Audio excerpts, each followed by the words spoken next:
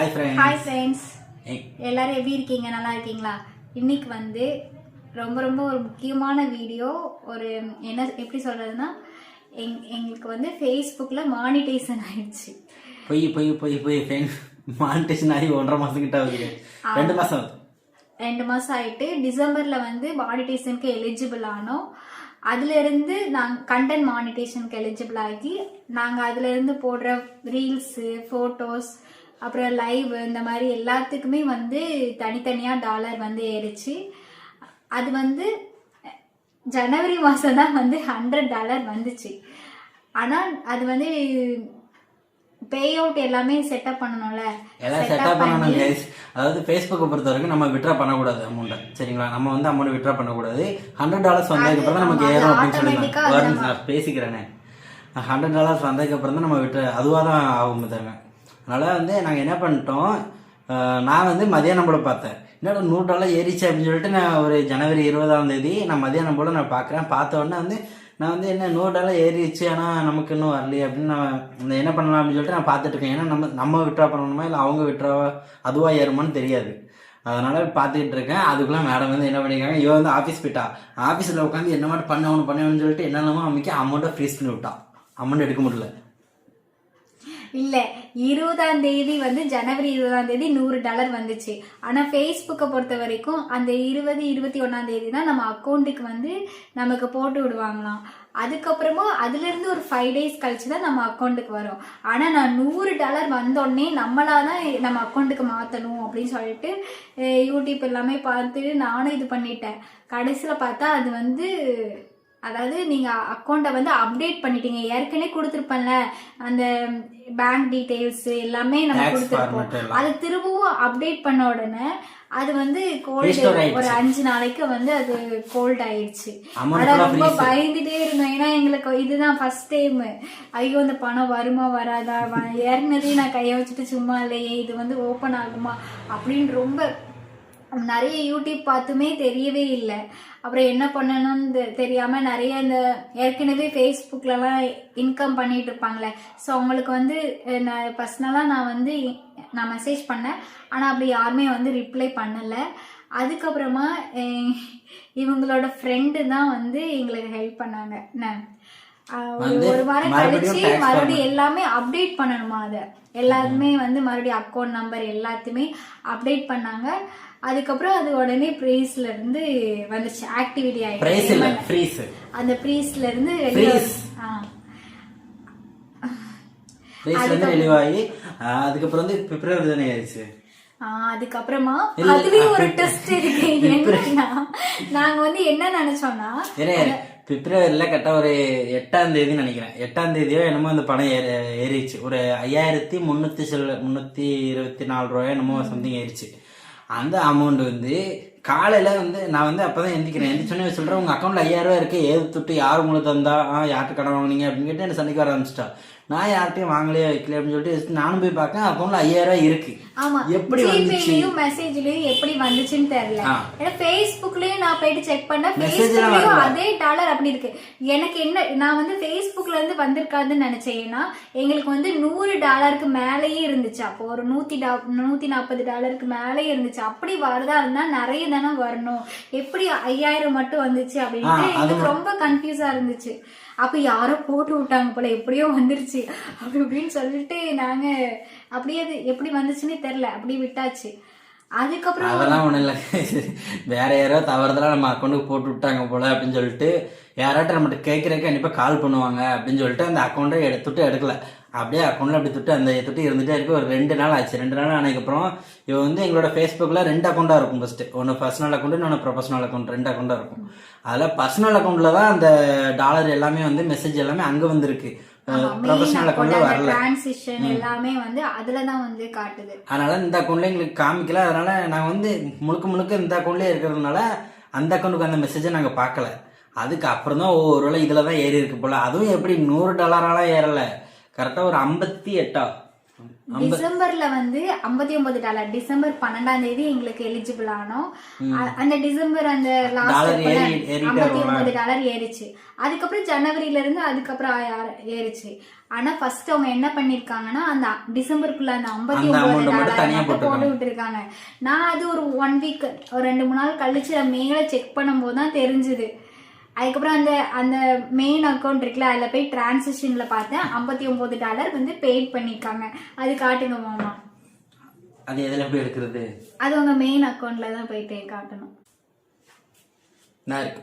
என்னாச்சு வெள்ளையா போச்சு எல்லாம்? ஐயோ தெரிய மாட்டேங்குதா. ஸ்கிரீன் ரெக்கார்ட் இது போட்டுருக்கோம். அது டிசம்பர்ல ஏறினதை வந்து எத்தனாம் தேதி போட்டிருக்காங்க? பிப்ரவரி 5ஆம் தேதி அவங்க போட்டு விட்டுருக்காங்க. ஆனா எங்களுக்கு எங்க அக்கௌண்ட்டுக்கு வந்தது பிப்ரவரி 9ஆம் தேதி தான் வந்துச்சு. அதுல இருந்து ஒரு 4 நாள் 5 நாள் அப்படி ப்ராசஸிங் அப்புறம் நம்ம அக்கௌண்ட்டுக்கு வருது. இப்ப ஜனவரியோட இயர்னிங்ஸுமே அவங்க 20ஆம் தேதியோ 21ஆம் தேதியோ போட்டு விட்டுருக்காங்க. ஆனா எங்க அக்கௌண்ட்டுக்கு வந்தது எத்தனை மாமா? 25ஆ 26ஆம் தேதி வந்துச்சு. நான் எது கேட்டாலும் நீயே பதில் சொல்ல போற, நீயே சொல்லி. நான் என்ன கேட்டாலும் நீயே பேச போற, எதுக்கு நீயே சொல்லி. ஐயோ சாரி, நான் எங்களை பேசலாம். நானே அதெல்லாம் ஒரு பிரச்சனையும் இல்ல. என் வாய வச்சு நான் வளர்றதுக்கு நீயே பேசிடலாம். பரவாயில்ல பேசு. அதுக்கப்புறம் ஜனவரில தான் ஏறிச்சோ எல்லாம். ஜனவரி 20 ஃப்ரீஸ் ஆச்சு. பிப்ரவரில தான் ஏறிச்சு.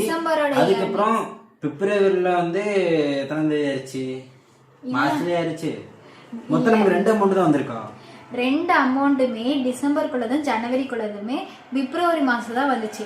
அந்த டிசம்பருக்குள்ள அமௌண்ட் வந்து பிப்ரவரி ஸ்டார்டிங்லேயே வந்துச்சு அந்த 9ஆம் தேதி. ஆனா ஜனவரிக்குள்ளது வந்து பிப்ரவரி லாஸ்ட் 26ஆம் தேதி அப்பதான் வந்துச்சு. ரெண்டுமே பிப்ரவரில தான் வந்துச்சு. ஆமா, ஏன்னா ஃபேஸ்புக்கை பொறுத்த வரைக்கும் அமௌண்ட் டிரான்சாக்ஷன்லாம் அந்த மந்த் லாஸ்ட் அந்த 20ஆம் தேதி தான் அவங்க போட்டு விடுவாங்க. 21ஆம் தேதி போடுவாங்க. 21ஆம் தேதி போடுவாங்க. நமக்கு வந்து ஒரு 25-26க்குள்ள நமக்கு வந்து சேர்ந்துரும்.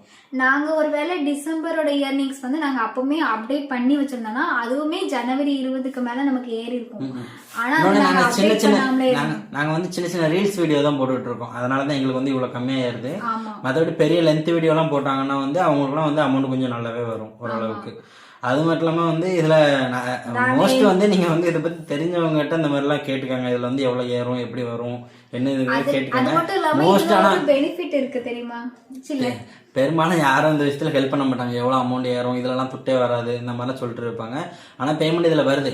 அதாவது $100 வருதுன்னா நமக்கு வந்து $100ல நமக்கு டாக்ஸ் வந்து ரொம்ப கம்மியா தான் பிடிக்கிறாங்க. ரொம்ப ரொம்ப கம்மியா தான் டாக்ஸ் பிடிக்கிறாங்க. கிட்டத்தட்ட எவ்வளவு வந்துச்சு டாக்ஸ்? $59க்கு $8 தான் நம்ம ஊர் காசுக்கு பிடிச்சிருக்காங்க. டாக்ஸ் அவ்வளவுதான் பிடிச்சிருக்காங்க. ஆனா நான் விசாரிச்சு நான் கேட்கும் போதுலாம் மத்தவங்களே என்ன சொன்னாங்க தெரியுமா? 30% டாக்ஸ், 40% டாக்ஸ், பாதிக்கு பாதி எடுத்துருவாங்க. அப்ப நமக்கு வந்து $100 தான் வருது. $100ல பாதிக்கு பாதினா அப்ப $100னா ஒரு 9,000 சம்திங் அவ்வளவுதான் வரும். அப்ப அதுல பாத்தீங்கன்னா நமக்கு வந்து 4,900 800 அந்த மாதிரி தானே நமக்கு அமௌண்ட்டுக்கு வரும். 4,000 அவ்வளவு கூட வராது, அதுக்கு கம்மியா தான் வரும். அப்ப அதுக்கு நம்ம போட்டு வீடியோ எல்லாம் போட்டுக்கிட்டு இது பண்ணிட்டு இருக்கோம், வச்சிட்டு இருக்கோம். ஆக்சுவலா வந்து நாங்க இதுலயே கான்சன்ட்ரேஷன் நிறைய போட்டுட்டு இருந்தா இன்னும் நிறைய இது பண்ணலாம். நாங்க ஃபேஸ்புக்கை நாங்க கண்டுக்கிடவே இல்லை. அது ஃபுல்லாவே நான் தான் வந்து அது மேல ரொம்ப கான்சன்ட்ரேஷன் பண்ணிட்டு இருந்தேன். ஃபேஸ்புக்ல வீடியோ போடணும்லாம் அவ்வளவா இது பண்ண மாட்டாங்க. ஆனா நான் தான் வந்து ஃபேஸ்புக்ல இல்ல ஏர்ன் பண்றதுக்கு அந்த கண்டென்ட் மானிட்டேஷனுக்குலாம் அப்ளை பண்ணேன். ஆனா அதெல்லாம் நாங்க எலிஜிபிள் ஆயிட்டோம். அதுக்கப்புறமும் ஃபேஸ்புக்ல வந்து சாதாரணமாவே கமெண்ட்னு பாத்தீங்கன்னா ரொம்ப ரொம்ப மோசமா தான் கமெண்ட் வருது. நல்ல வீடியோ கமெண்ட் பண்றவங்க வந்து அவ்வளவு சீக்கிரம் நமக்கு கமெண்ட் பண்ண மாட்டாங்க. அவங்க வந்து ஒரு லைக்கை போட்டு விட்டு நம்ம வீடியோ பார்த்துட்டு போயிடுவாங்க. இந்த நிறுத்தி கமெண்ட் பண்றான் பாத்தீங்களா, அவன் கண்டிப்பா பேட் கமெண்ட் தான் நமக்கு போட்டு விடுவோம். அதனால அந்த ஃபேஸ்புக் பக்கமே நான் போறதில்ல. ஃபேஸ்புக் பக்கம் வீடியோ எதுவுமே நான் ஃபேஸ்புக்ல போடல. நான் ஃபுல்லா இன்ஸ்டாகிராம்ல தான் போட்டுட்டு இருந்தேன். இவங்க தான் ஃபுல்லா ஃபேஸ்புக்ல ஃபுல்லா கமெண்ட் பார்த்து லைவ் போடுறது வைக்கிறது எல்லாமே ஃபேஸ்புக்ல மட்டும் தான் பண்ணிட்டு இருக்கேன். நான் பண்ணல. ஏதாட்டும் 1-2 லைவ்ல மட்டும் தான் நான் வருவேன். மீது எதுலையுமே நான் வரமாட்டேன். மோஸ்ட்லி எந்த ரீல்ஸ்லயுமே நானும் வரமாட்டேன். அதனால முழுக்க ஃபேஸ்புக் வந்து இவங்களோட உழைப்பு தான். இவங்க தேவை சமாளிச்சது அந்த டாக்ஸ் ஃபார்மேட்டு, டாக்ஸ், அதுக்கப்புறம் அந்த அப்ளை பண்ணது எல்லாமே ஒத்தையில இவங்களே தான் பண்ணிக்கிட்டாங்க. யூடியூப்ல பார்த்து அதுல என்னென்ன கொடுத்துருக்கு, என்னென்ன கொடுக்கணும் அப்படின்னு சொல்லிட்டு இவங்க பார்த்து பண்ணதான். அமௌண்ட் ஏறினதுக்கு அப்புறம் விட்ரா பண்றதுக்கு தான் இவ என்னமோ பண்ணி ஃப்ரீஸ் பண்ணிட்டா.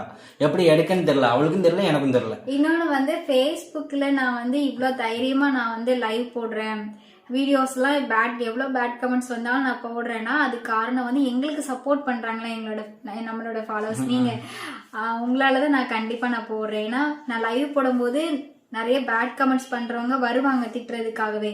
ஆனா எனக்காக தங்கச்சி சிஸ்டர் ரெகுலரா அப்படி பாசமா கேரிங்கா அந்த மாதிரி ஃப்ரெண்ட்ஸா பேசுவாங்கல்ல, அவங்களுக்காக மட்டும்தான் நான் வந்து தைரியமா ஃபேஸ்புக்ல லைவ். அதுலயுமே கொஞ்சம் ஆச்சரியம் என்னன்னா, நாங்க திட்டுறதுக்கு முன்னாடி அவங்களே திட்ட ஆரம்பிச்சிருவாங்க. நீ எதுக்கிட்ட முதல்ல இந்த இங்க வந்து கமெண்ட் பண்ணிட்டு இருக்க வச்சுட்டு இருக்க, உனக்கு இங்க என்ன வேலை இருக்கு, நீ கிளம்பு அப்படின்னு அவங்களே சத்தம் போட்டு திட்ட ஆரம்பிச்சிருவாங்க. அதில் எங்களுக்கு வந்து கொஞ்சம் அந்த லைவ் போடுறதுக்கு இன்னொரு இன்ட்ரெஸ்ட். அது மட்டும் இல்லாமல் லைவ் போடும் போது எனக்கே வந்து ஒரு இது தோணும், இவளை யாராட்டி ஏதாச்சும் சொன்னால் அங்கே பார்த்துட்டு இருக்கிறவங்களே அவங்க திட்டிடுவாங்க. அதனால நான் எனக்கும் வந்து எந்த ஒரு பயமும் கிடையாது, இவளை யாரும் வந்து சொல்லிடுவாங்களோ அந்த ஒரு கவலையும் இருக்காது எனக்கு. மோஸ்ட்லி வந்து அதில் இருக்கிறவங்க ஓரளவுக்கு சப்போர்ட்டிவாக இருக்காங்க எங்களுக்கு. நான் கண்டிப்பாக வந்து நான் இப்போ எங்களோட மானிட்டேஷன் எல்லாமே எங்களோட இன்கம் எல்லாம் உங்ககிட்ட நான் சொல்லிட்டேன். அப்புறம் இது வந்து எப்படி புதுசாக இப்போ யாராவது வந்து ஃபேஸ்புக் ஏர்ன் பண்ணுற அவங்களுக்கு இருந்துச்சுன்னா எதாவது டவுட்னா வந்து எங்ககிட்ட கண்டிப்பாக நீங்கள் வந்து கேளுங்க கமெண்ட்ஸில். நான் கண்டிப்பாக எங்களுக்கு தெரிஞ்சதான் நான் உங்களுக்கு சொல்கிறேன். அவ்வளோதான் எங்களோட எக்ஸ்பீரியன்ஸ் தான் மாமா. பாய் பாய்.